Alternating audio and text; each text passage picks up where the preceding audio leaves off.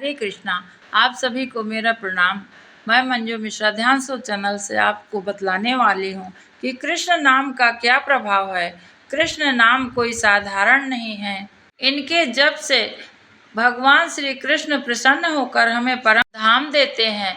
यह अभी हमें नहीं समझ में आ रहा है, परंतु एक बार राधा और कृष्ण का नाम निरंतर चल रहा है तो यमराज के यहाँ जब जाने वाले रहोगे उस समय आपको और हमको पता चलेगा कि भगवान के भेजे हुए दूत ही हमें ले जाते हैं। यमराज के दूत बहुत दूर से डरते हुए खड़े रहते हैं, परंतु उनकी हिम्मत नहीं होती है कि कृष्ण भक्त को कोई हाथ लगा दें। भगवत गीता में कुछ ऐसा उपाय बतलाया गया है जिसे सभी वैष्णव जन को करना ही चाहिए, जैसे कि हमें तुलसी की माला धारण करना चाहिए।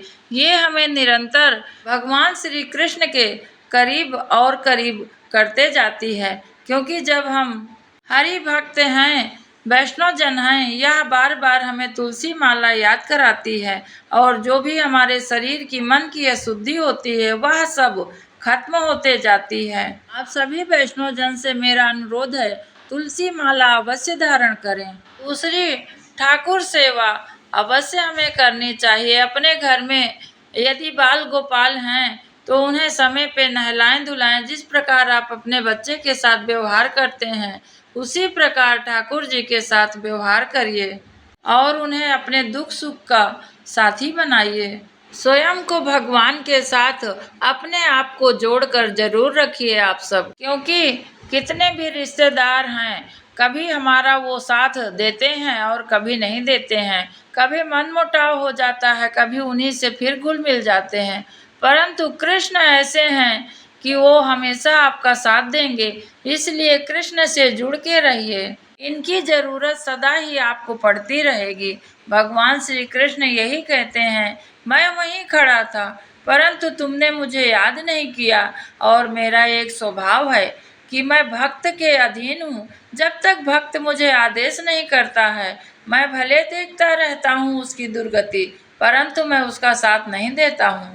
जब कोई करुण भाव से मुझे बुलाता है तो मैं उसके सामने खड़ा होता हूँ। किसी न किसी व्यक्ति के वस्तु के रूप में खड़ा होकर उसकी मदद अवश्य करता हूँ। यह मेरा वचन है, यानी कृष्ण कहते हैं कि यह मेरा वचन है। जीवन जीना और जीते हुए अपने जीवन को सार्थक कर लेना, ये दो अलग चीज है। जीवन तो चींटी मकोड़ा पक्षी और पशु सभी प्रकार के जीव जंतु और इंसान सभी जी रहे हैं, परंतु अपने जीवन को सार्थक कर लेना कोई खास मनुष्य ही यह कर पाता है। जो अपने जीवन को परोपकार और ईश्वर की भक्ति में लगा दे वही सच्चा सार्थक जीवन जीता है मनुष्य। बाकी तो सब लोकाचार हैं। मैं और आप यही चिंतन में लगे रहते हैं कि कोई हमारा अच्छा करेगा, उसका हम अच्छा करेंगे, वो हमें खिलाएगा हम उसे खिलाएंगे, परंतु यह सबसे हटकर जो दूसरे की मदद करे और भूल जाए कि अभी हमें इससे कुछ नहीं चाहिए, वह मदद तो आपने कर दिया परंतु भगवान के यहाँ आपका अच्छा फल निश्चित हो गया है, वो आपको लौट के अवश्य मिलेगा। आपने देखा होगा कि जब हम कष्ट में होते हैं तो हम भगवान को याद करते हैं और भगवान को ही गालियां देते हैं, कहते हैं कि तुमने ही बिगाड़ा है। यदि ऐसा होता तो भगवान पहले जो सुख दिए थे वो भी तो आपको भगवान ही दिए थे, तब तो आपने अपने ऊपर लिया कि नहीं हमने किया है, तब हमारा इतना बड़ा महल और हमारी इतनी शान शौकत की चीजें खड़ी हुई हैं मेहनत से। तो दुख आया तो भगवान कैसे उसके जिम्मेदार हो सकते हैं। यह पीड़ा केवल दुख ही नहीं देती है, साहस भी देती है। धैर्य रखिए, यकीन मानिए कि कृष्ण आपके साथ हैं।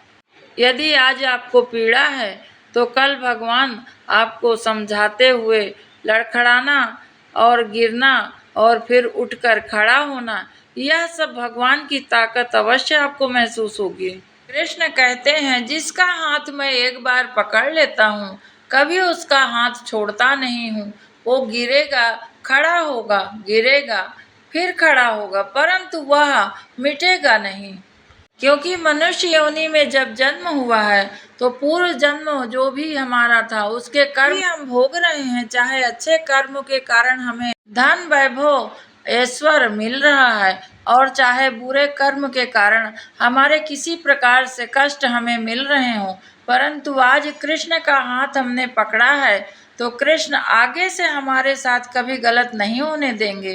कृष्ण राधा नाम की महिमा आज जितना भी आप जप लोगे ये अभी आपको समझ में नहीं आएगा, परंतु जब इसका हिसाब किताब होगा तब आपको समझ में आएगा कि हमने कितना अच्छा कर्म किया है, जो हमारे पास कुछ है कि उसके कारण हमारा भगवान बचाव कर रहे हैं और कृष्ण उस समय आपका बचाव अवश्य करेंगे। ऐसे किसान खेती में बीज बोता है, उसको भी 6 महीने लगता है पकने में, उगने में, तब उसकी फसल तैयार होती है और वो लेके आता है और उसको आराम से खाता है। उसी प्रकार कर्म की फसल भी है। पूर्व जन्म के कर्म जो हैं वो हम आज भोग रहे हैं, परंतु आज जो अच्छे से हम आम बोएंगे तो आम ही खाएंगे अगले जन्मों में। और हो सकता है कि हमारे आज से शुभ कर्म शुरू करें हैं तो हमें शुभ फल आज से मिलना शुरू हो जाए। और इसी जीवन में देखते हैं कि बहुत बड़ा एक्सीडेंट हो गया परंतु वह व्यक्ति बच गया, उसे कुछ नहीं हुआ।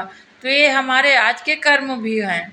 जो हम दान धर्म करते हैं, दूसरे की सहायता करते हैं, तो भगवान सब देख रहे हैं कि इसका हृदय परिवर्तन हो गया। पूर्व के इसके कर्म जो थे संचित वो सब खत्म हो गए हैं और आज इस व्यक्ति ने इतना अच्छा करना प्रारंभ कर दिया है। इसके पूरे कर्म के रजिस्टर भगवान स्वयं फाड़ देते हैं, क्योंकि बुरे कर्म का कोई अंत नहीं कर सकता सिवाय प्रभु के।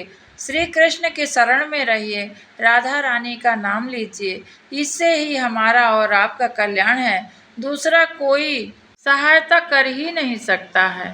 बहुत आजकल कमाने की जल्दी होती है, लोग उल्टा सीधा काम करके जल्दी से जल्दी बड़े आदमी बनना चाहते हैं। जितना तेजी से चढ़ेंगे उतना ही नीचे जल्दी गिरेंगे। जिस प्रकार से सही मार्ग पे चलते हुए कमाई करिए, इसका मतलब ये नहीं है कि आप घर में बैठ जाएं।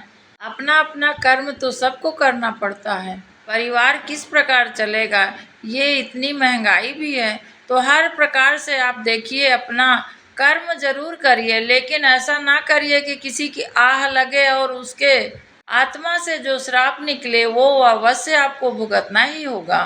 मैंने अपने जीवन का अनुभव आज आपको बतला रही हूँ कि कभी गलती होती है उसका बहुत बड़ा खामियाजा भुगतना पड़ता है, लगभग पूरा जीवन ही भुगतना पड़ता है।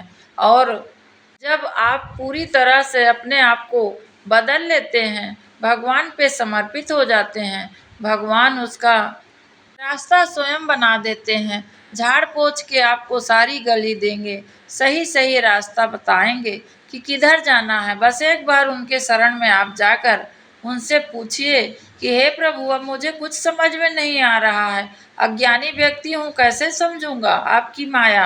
अब आप मुझे रास्ता दिखाइए और मैं उस पर चलने का प्रयास करूँगा, फिर भी गिरूँगा तो आप संभालिएगा। यह सब जब बार बार आप विनय करते हैं तो भगवान कृष्ण बहुत दयामयी हैं। इतने इतने लोगों को संभाले हैं, सारी सृष्टि वही संभालते हैं, भला हमारी घर गृहस्थी कैसे नहीं संभाल लेंगे। वह सब करने को तैयार हैं, सिर्फ आप उनके समर्पण के भाव से लगे रहिए। अपने काम करते हुए भगवान का नाम लेते रहिए। भगवान के अलावा हमारा दूसरा व्यक्ति से कोई रिश्ता नहीं है। ये ऊपरी मोह माया है। हम बदले में खाना खाते हैं तो अपने पति पत्नी के लिए व्यवस्था करते हैं, बाकी अकेले आए हैं अकेले ही जाएंगे। आज के लिए बस इतना ही।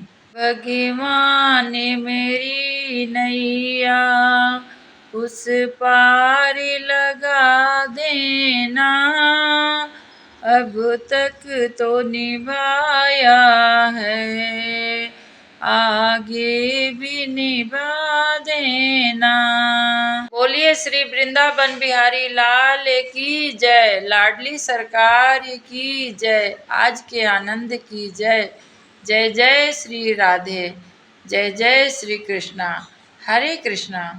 आप कथा को सुनिए और श्रवण करके अपने मन में उतारिए। कथा का सार्थक तभी माना जाता है जब सुनने श्रवण करने वाला व्यक्ति अपने हृदय से उसे माने और उतारे। कृष्ण के वचन अनमोल हैं, इसे यूं ही ना सोचिए कि बहुत साधारण है। ये भगवान की कृपा है कि आप सुन पा रहे हैं, नहीं तो लोगों को टाइम कहाँ है। आज के समय में कलयुग का प्रभाव बहुत बढ़ रहा है।